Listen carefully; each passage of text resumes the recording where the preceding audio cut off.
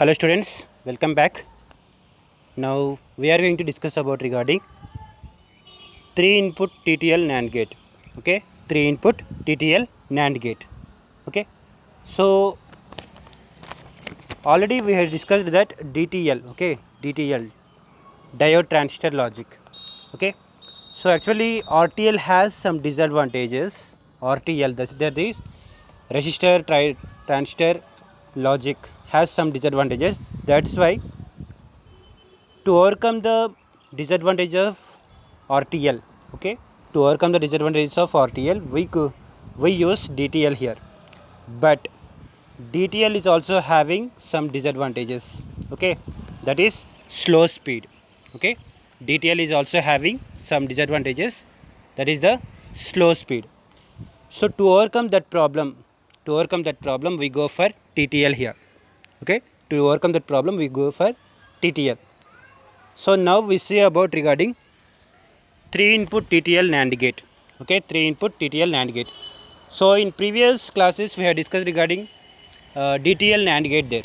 Okay, DTL NAND gate, that is diode to transistor logic NAND gate. Okay, so in that circuit, we have used 3 diodes, right? D1, D2, D3 like that. Okay, so instead of those diodes,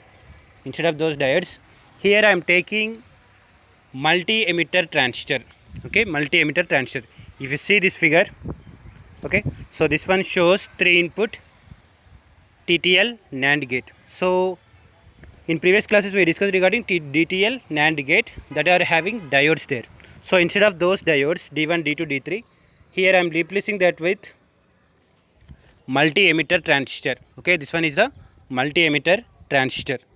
Okay, next instead of D4 and D5, I am replacing them with T2 and T3 here. Okay, so this figure shows TTL NAND gate here. Now we will see the functionality of TTL NAND gate. So first of all, this circuit is having some resistors and transistors, right? So in this circuit we can observe multi-emitter transistor here, multi-emitter transistor. Okay, so TTL uses multi-emitter transistor. Okay, so instead of those diodes I am using the multi-emitter transistor, and instead of D4 and D5 diodes I am using the T3, T2 and T3 transistors here. Now we see the operation of this. Okay, so if you take the first case, whenever any input is 0 here, right, so at that time what will happen? T1 goes to cutoff region here, right? So with that T1 will provide 0 to this T2. Okay, T1 will provide 0 to this T2. So this one will be open circuited here, and automatically T3 also open circuited. Okay, means that T2 and T3 will go to cutoff region, right? Means those transistors will be open circuited, so that the power supply VCC will move in this way to output V0. Okay, the power supply will move to the output voltage, that is V0. Okay, so we'll get the output as logic 1, means logic high. Okay, so whenever any input is 0, the output is logic 1 here. Next, coming to the second case, when all the inputs are 1, here, means ABC are logic high. So at that time T1 is on, right? T1 is go to active region. So with that it will provide high value to the T2 transistor. So automatically it will provide a high to the T2 transistor, means T2 and T3 goes to active region there, right? So T2 and T3 will be saturation region, T2 and T3 will be go to saturation region, so that T2 and T3 will be short circuited. Okay, if the T2 and T3 are goes to saturation region, at that time the transistor T2 and T3 will be short circuited. So at that time the power supply will move towards the T2 and T3 to the ground here.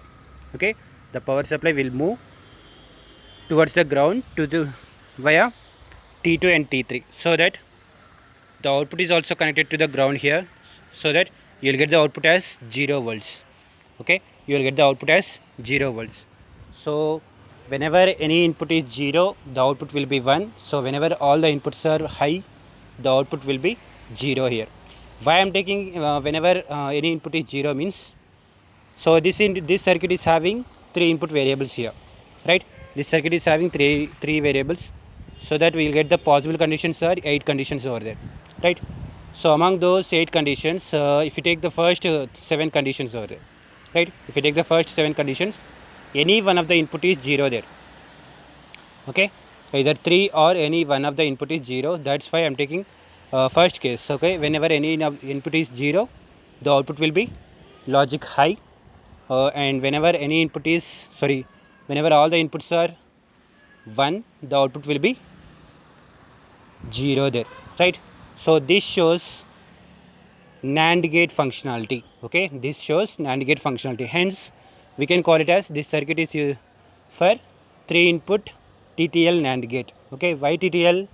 It is using the transistor to transistor logic.